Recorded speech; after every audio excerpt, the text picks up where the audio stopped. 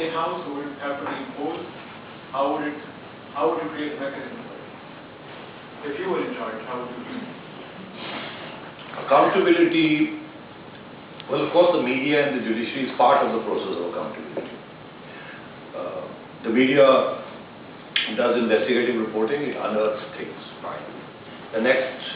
The job is to get into prosecution. Today, the Supreme Court has also become part prosecutor. Okay. That's one route. But the question then is that if that route becomes one-sided, and if those who are carrying out the accountability are not accountable themselves, then we might end up in another dangerous situation when people who are not elected, and are therefore not accountable in any sense, end up running the country. So this is not a system envisaged in a democratic situation. The media is not accountable to anyone. The judiciary is now saying that it's not even accountable to Parliament. That's the current situation. Two days ago, the Prime Minister said that you have 4 judges who are saying that this is the law, and you have 442 parliamentarians who are saying no, this is the law we passed. So who is going to prevail? And the judges are saying we are going to prevail, not you. So we are headed for a clash between the executive and the judiciary, and the media is solidly with the executive, with the judiciary. So where is this going to go? Are we going to see the overthrow of a government by a media, judiciary, army coup? It's unheard of. There's no system in which you can have a coup against a democratically elected government, however bad it may be. You can do a vote of no confidence. You can go for a new election. But is there any other way? But right now, people are not thinking in terms of an election. People are thinking of a coup. Led by the judiciary, backed by the media, supported by the army behind the scenes, to scuttle all politicians and set up interim arrangements, which on the face of it will look very good to you. You know, the Shah Mahmood Qureishis of the world and the Najam Sethis of the world will come there and say, we are clean and give us a job and we'll run the country. But then we are unaccountable. And the thing is, we've had this before, haven't we?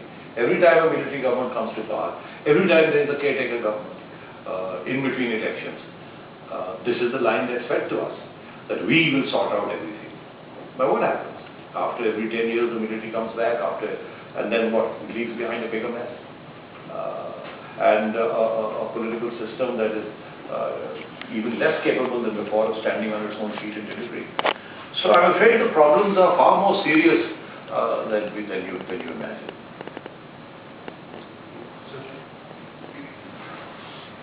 I was just wondering what your take would be on developing a more ethical media in Pakistan by following an academic route into the profession, because there seems to be this growing recognition within the country and outside of it that a lot of the problems in Pakistani media today are because there are a lot of people who have turned into overnight journalists and not really trained in the profession. People who become journalists overnight, people who haven't been trained. Well, the thing is, in the old days, somebody couldn't get a job in anything to become a journalist. It's true. I mean, the number of people who've formally done degrees in journalism, if somebody over here were to do a PhD project, go and look at the Pakistani scene and say, okay, how many people in the Pakistani media, print and electronic, are people who've been formally trained as journalists? Maybe 2%, maybe 5%. And even those the people with degrees, the mass communication degrees from local universities, I mean, I have interviewed for the English newspaper. We used to run an ad almost every week. Come and join us, give an interview. And very rarely, in English, very rarely could somebody with an MA degree from a local university, very rarely could such a person get into English journalism. So what used to happen? I must tell you a terrible story. When I was editing an Urdu newspaper, all the applications in front of you were MA, Mass Communications, Punjab University, Government College, Lahore College, so Urdu. And they got their degrees, they had their degrees. And do you know what sort of salaries they were prepared to accept because they couldn't get a job anywhere else? I mean, the sort of salaries you pay PMs in Pakistan, 10,000 rupees. I had women and boys come in and say, give us a job, we'll take 10,000 rupees. MA in mass communication. And believe you me, MA mass communication, they couldn't still write. Even in Urdu, they could not write a straightforward report. That's how bad it was. And it hasn't improved. Only the other day, I met the chairman of the journalism department of Government College. Now, Government College is an elite institution, okay? And it's an English medium institution. And I said to him, Dr. Saab, tell me some good bright sparks. And he said, I'm ashamed to say there is not even one that I would recommend. I cannot even send you one. I said, why not? He said, if I send it to you, you might do a program on Government College, what's happening in Government College. So, this is the state of our education system. I mean, you guys, all of you, you're the creme de la creme. You've escaped. But you clawed your way out of there, you stood on your feet, you escaped that system, you're going to make a name for yourself and a future and a home for yourself. Yes. But journalism in the electronic media, some of the women who got in have got in because they look good on television. And they have producers who basically write out their entire script and give it to them, and this is the question you need to ask. And they wear these earphones and they're constantly getting instructions from behind. Now ask this question, now say this, now say this, now say this. And they're pushing the envelope. The question nobody asks is how come these people get ratings? That's the question nobody asks. We talk about this irresponsibility of the media. We talk about the passion and the rage of the media. What about all the viewers? What about all those people who want to listen to these people? What about them? What about the average guy on the street? The average guy on the street doesn't want to listen to you and me. Because we talk facts. We talk dispassionately. We talk knowledge. He doesn't want any of that. He wants passion. He wants emotion. He wants sentiment. He wants, on television, from an anchor, he wants the same drama, high drama that he gets from television. Whether it's an Indian film with all the ups and downs and the coincidences and everything else. This is what they want on television. So what do you see? You see anchors sitting there, and there are four people who are fighting amongst themselves. It's like a zoo. You don't even know what's going on. And people are tuning in and watching them and having a great laugh. Politics, political programs are entertainment. They're not to inform. They're competing with soaps. Prime time. We were told that prime time is for soaps and sitcoms and drama. Not in Pakistan. Prime time is for current affairs. Talk shows. Current affairs. So current affairs is the big entertainer. And what is entertainment if you're not going to fight, if you're not going to sling mud? So that's what's happening. So I'm afraid maybe 5 years from now, things might be different. But as I said, this is taking a toll. We are damaging our society. We are not taking the poison out of it. We are injecting some more poison. Or people want hope and you can't give them hope. And people, yes, as you say, a lot of people say to me, can we listen to you because you give us hope. These days they're saying I'm not giving them hope. But I'm depressed myself. But people say we turn into television and now we switch off. Because we want hope. We want you to tell us things are not so bad. Because we know how bad they are. You don't have to tell us how bad they are. We know. But give us hope. And nobody is giving any hope. We're actually driving them into the ground. We're sticking the knife in. So the minute you finish a program, you sit there with your head in your hands and say, what was all that about? So instead of clarity, instead of direction, what you get is confusion, what you get is outrage and anger and frustration and alienation. That is what is happening there. But then, I say to myself, I go to India and I look at the Indian media. The Indian media is, of course, two strong dimensions to the Indian media. Of course, it's very critical of government. It does a lot of exposés and So all that is very strong. You know, you have the telcos and you have the expose here and corruption there and so on. Excellent. But then the Indian media is hugely compromised as far as big business is concerned. The Indian media is owned by the business sector, the corporate sector. There isn't a word in the Indian media against the excesses of capitalism or of the corporate sector. What you have is excesses of government, accountability of government, but there is no accountability of corporations, multinationals, big businesses, tax evasion, their tax evasion and so on and so forth. Because they are owned by big business. In Pakistan that's not the case.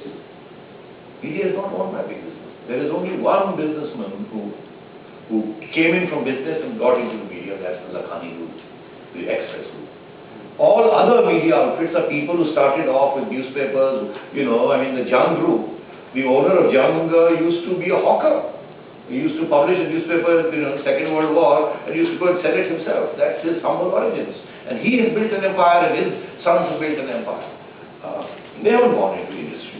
They haven't gone into manufacturing. They haven't gone into service. They're still in the media.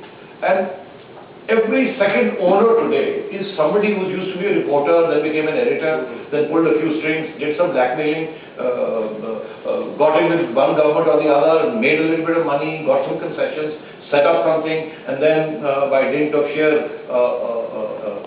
journalistic work made a bit of money. That's what Pakistani media is. We are not linked to the corporate sector. Whereas in India it's completely different. The whole Indian media, I mean, you know, the scale is like 50 times bigger than us. Our largest selling Urdu newspaper is Jung, which sells maybe 500,000 copies a day, 4 or 5 different editions across the country. In India, you're talking of 5 million, 10 million. That's the scale. Although the population is 1 to 10, the scale at which they operate is 1 to 100. And it's the corporate sector. You've probably read about the recent scandal, the nexus between the Indian corporate sector and the Indian media, the Barkhadas of the world, and the Sanghvis of the world. I don't know how many of you follow that. But you see the nexus there. This is just the tip of the iceberg. It's just the tip of the iceberg. Sorry. So first I have a comment to make, and please correct me if I'm wrong, and then a question linked to that. So I think that we all know that our society right now is highly polarized, and I think the main reason for that is because, like, I know what happens in the religious sector. So let's say if anyone comes up with a different opinion on any Islamic issue or any other issue, so he's immediately labeled as a Jewish agent or an American agent or something like that. But on the other hand, I think that if someone comes up with a bear, or let's say he supports the religious segment, then he's immediately labeled as Taliban or something like that. So I think what that is doing is that there's no space in between, and there's no meaningful dialogue going on between the two groups. So that's the comment. And then the question that I have is that I used to read your newspaper a lot, Daily Times, and that's primarily because I think the front page photograph, and plus the comment on that was a big highlight in that. And plus the analysis reporting was much better than some other newspapers. But a few objections that I had as a reader was that, let's say sometimes in your analysis about Swat or situations going on in the northern parts of the country, so sometimes it was written as like bearded ones or something like that. And so let's say you're talking about the Taliban who are operating there, so instead of saying that Taliban is operating there, it was labeled as the bearded ones or something. So what I thought was that was adding to this stereotypical mindset that we are developing as a society. And plus the other thing was that, let's say there was, I think something was like kite flying one. So it was mentioned that the kite flying banned due to the pressure of the mullahs. So let's say as an individual, I would have rather wanted that, if it would have been the religious segment, like the pressure of the religious segment, rather than the mullahs, because that's again slightly the sacred word to certain people. So what do you think about this? That, like, do you agree with? Okay, first of all, the word mullah is not a derogatory word. It is a word that the religious groups use themselves, mullah so and so. For example, the big guy in Afghanistan is Mullah Baradar, it's Mullah Umar. So it's not that the mullah is a word of derogation. Mullahism, there is a political creed called mullahism. So to say that just to call somebody a mullah is derogatory is not true. And that's a whole big debate about what Mullaism is and what they stand for and so on and so on. These are, the Pakistani mullahs are not like the Ayatollahs of Iran, nor indeed of the Shia clerics. This is a particularly Sunni term, which denotes a madrasa type of an education and a particular mindset, and no more and no less. So please don't take objection. If somebody says this is a so-and-so is a mullah, that's perfectly all right. It's a mindset you're describing, and you don't mean it to say that it's a bad, it's a different mindset. Okay. The second thing is the whole notion of beards. Daily Times would never, in a serious comment, ever refer to beards as a form of denigrating people who were more religious, shall we say. Yes, humor columns, because English lends itself to satire, Urdu doesn't. The satire that Urdu lends itself is very different. Whereas over here in English, you do have that whole notion of satire and whole notion of humor. The Friday Times, not so much the Daily Times, the Friday Times does that on the back page, the beards. And by that is, you mean a particular mindset, you're referring to a particular mindset. Nawaz Sharif can have that mindset.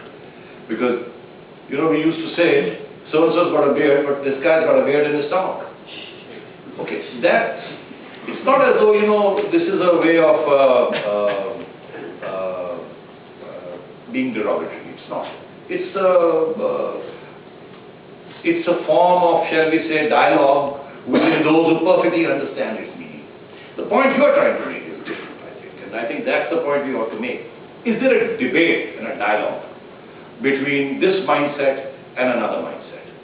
Is there a debate? Is there a dialogue? There isn't. And I don't think there can be. And I think this is where some of us may take issue. Can there be a debate and a dialogue between those who want a secular Pakistan and those who think that secularism means Ladiniat? There can't be a debate. Because debate means, first of all, arriving at some understandable consensus on certain issues. Okay, we both agree that when we use this term, this is what we mean. Secularism, those who advocate secularism say there can be no role of political Islam. It's a personal affair, don't bring it in. Those who say the opposite, how can you have a debate with them? Because they're beginning there, it's a belief system. It's not a rationally arrived system, it's a belief system. That Islam is a way of life, which means it's also all about politics. So for that reason they go back so many years, or so many centuries.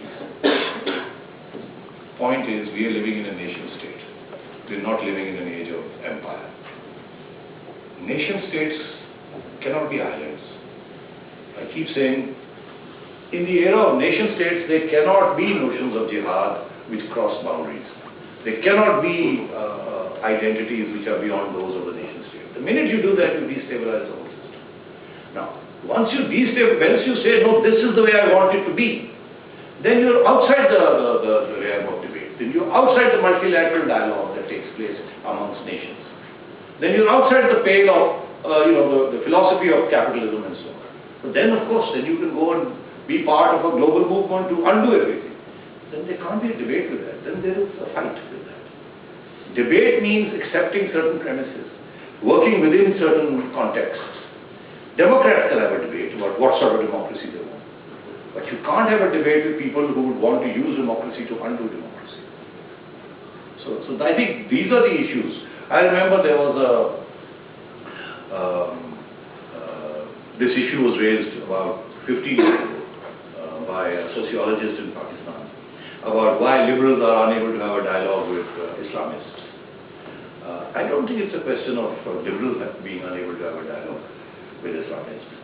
People on the other side, they can't have a dialogue amongst themselves, I'm sorry to say. If you look at the sectarian literature in our country, and I don't know how many of you have seen that, but please come to Pakistan, talk to a scholar like say Khalid Ahmed, who has studied this and who's just done a book called Sectarian Warfare in Pakistan. It's just been published by Oxford University Press. I urge you to pick up a copy and see the lack of debate and the violence that there is within these groups amongst themselves. Forget about a debate with me or with somebody else.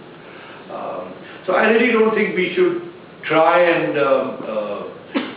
enter into a debate with a minuscule minority that really doesn't want to debate but wants its own opinions to be thrust on others. Debate takes place in a democracy.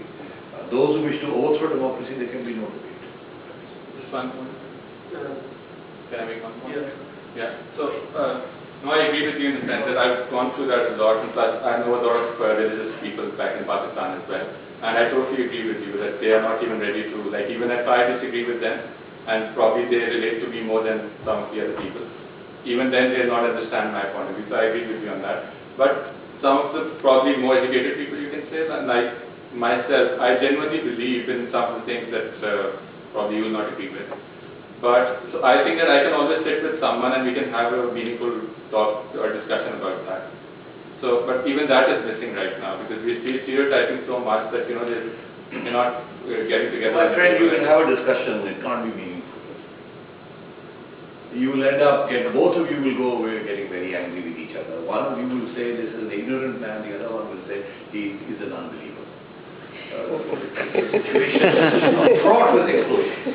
But then there's no solution, I guess. No, there is a solution. The solution is go back to the people. The solution is educate people in a world of knowledge, in a world of rationality, in a world of interests, not passions. Nation states cannot afford passion. Nation states have interests. They have mundane interests. You know, when people in our country talk about gharat, perfectly fine with that. The thing is, but it shouldn't be at the expense of grass for the people. If I'm going to eat grass because I'm going to be Gharatman, I'd have no problems with that. But the Gharatman Brigade basically says that the people must eat grass. I'm not going to eat grass, but I'm going to be a Gharatman. You know, this is a luxury that, you know, we sell this to our people. Constantly we say this. Don't be Gharat. But has anybody ever thought, look at the poor people out there. Aren't they already a Gharat state? Do you know how the rich treat them? I mean, we are perfectly fine. We go to a restaurant, we spend 3,000 rupees on ourselves. And at the end of the month, your driver comes to you and says, give me a 500 rupee raise, and we say, sure. I mean, what gharat are we talking about? What about the gharat of all those people out there? Hame gharat, we only remember our gharat when it comes to the United States. I mean, it's a bit rough. It should be consistent. If we had put our house in order and if we'd been a Gharatman society, then it would have been fine to be a Gharatman and show your Gharat in front of the imperialist past. But on the one hand, we beg, we borrow, we steal from them, we rent out our state to them, and on the other hand, we talk about being, we will not be Gharat, and at the end, when something is cut, it doesn't matter, it doesn't go out of my pocket. It simply means that poverty goes up in your country. Because we are not ready to make the sacrifices. So the Gharatman Brigade has to make the sacrifice. And we've got to make sure that the people of the country have that. And that we are not prepared to do. Hame wo yaad aata hai when it comes to the United States. Then our blood boils and we say, no, what the hell. But this is the middle class phenomenon. And the middle class, that middle class that is basically immune from inflation in one way or something. They've all got their little sinecures and they can stand up and they can have the luxury of being other than. I have no issues with that. I always say to them, fine. What about the poor? You are saying, do this, do this, do this. The consequences of this are going to be this. Who's going to bear the consequences? The poor. Not you and I. We will still, we will still wear the same clothes, we will still eat the same food, we will still drive the same cars. We feel good about it, that we thumbed up, the United States or the British or whoever. And who suffers? The people. Because at the end of the day, if we get 100 rupees, we steal 50 rupees. And out of the 50 rupees that's left, the rest is taken up with debt payments and the army and this, that and the other. Hardly anything goes to the people. Think of it. When we had democracy in the 1990s, we were growing at 2% and poverty was increasing. Then we had 9/11 and the United States came to Pakistan and we became Begharab, and rate of growth went up to 8%, 7%. And you know what the great claim of the ruling elites was? That we have stopped poverty from increasing. We have stopped poverty from increasing. Meaning, Shaukat Aziz used to say, poverty is frozen at 30%. But you and I were all getting, having a good life. My pay was going up, and there was money to send people out, and the Higher Education Commission was having a great time, and all the money was coming in, and so on. Fine. But what happened to the poor? The best they could hope for was that they wouldn't get more poor. So, I think that's where we should be focusing. Not on this question of, standing up to the United States and saying this and saying that. Of course, you must do that, if only to get better terms. If only to get better terms. But don't do things that at the end up screwing people.